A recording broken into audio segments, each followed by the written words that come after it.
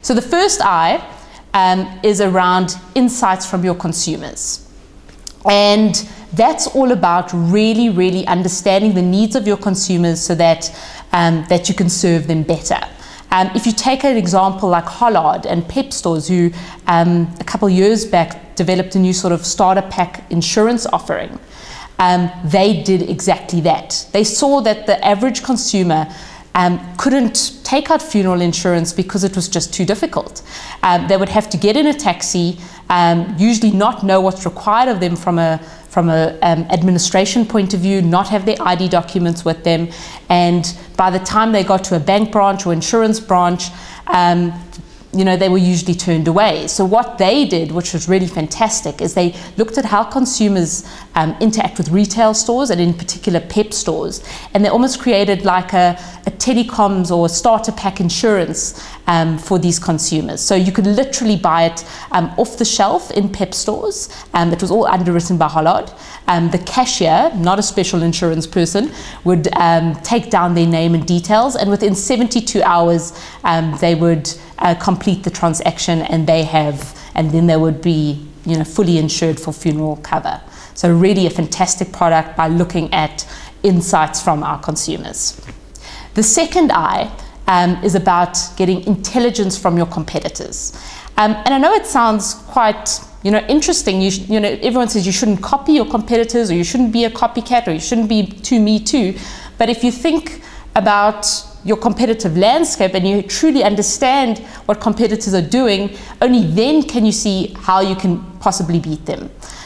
So if you take the likes of FNB, which is obviously one of the most innovative banks in South Africa and even in the world, being awarded for you know, the innovative principles and the innovative practices, they've done phenomenally well at looking at how other banks have done things and then beaten them to it.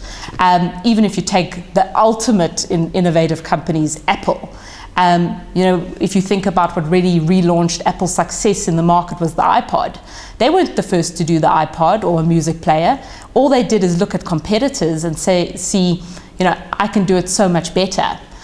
So they looked at the likes of Creative, where you almost have a master's degree just to install the software and to load music onto the player. Now what they did is made it simple, easy, and they just made a better product.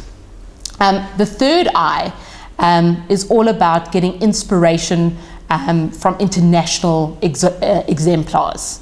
So, you know, often international companies don't always fit in the South African market, but there's definitely learnings that you can take, and sometimes there's full business models that we just don't have in South Africa. If you take the success of sorbet hair salons and dry bars, the concept was pretty much a copy-paste of you know, what was happening in the UK and in the US market. Even if you take something like Wackerberry, which has done phenomenally well, recently bought by famous brands, they saw that overseas frozen yogurt was, you know, really popular. And now they just brought it to our shores, and they replicated a concept that they thought could do well, made it relevant for the South African market, and in that way did, you know, have really gone from strength to strength. The fourth I, the one that I'm particularly passionate about, is getting inspiration from other categories. So that's about thinking, you know, if a hotel group does it this way, who's to say that a bank can't, you know, copy some of those principles?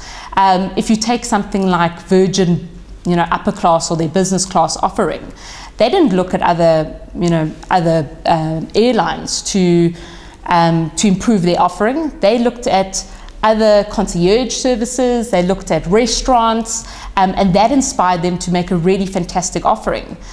So you get mingling bars on board, you get concierge, you've got spa services in your in the business class lounge or in the upper class lounge, and that's fantastic. And it's about thinking about other companies or international companies, or getting inspiration from those companies that have similar problems or similar challenges as you. So if it's a challenge, for example, where you're trying to change behavior. Why don't you think, how did Kindle do it? How did Kindle make people, convert from hard copy books to, electronic devices? Or perhaps if it's a sales and distribution issue, think about how Coke would typically do that. Put yourself in their shoes and see what sort of ideas that can inspire. The fifth I is about internal learnings, and this is something that's really worked well for F&B once again. So Michael Jordan, when he came into the reins, implemented a system in the business, or a program in the business, where whoever it was, in the business who came up with an idea, implemented that idea, got R1 million.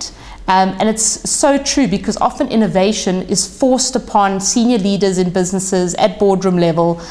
They don't always have the time to interact with customers, and just the very nature of their work doesn't allow for that. So if you don't get inspiration and internal learnings from your frontline staff, you can't be innovative.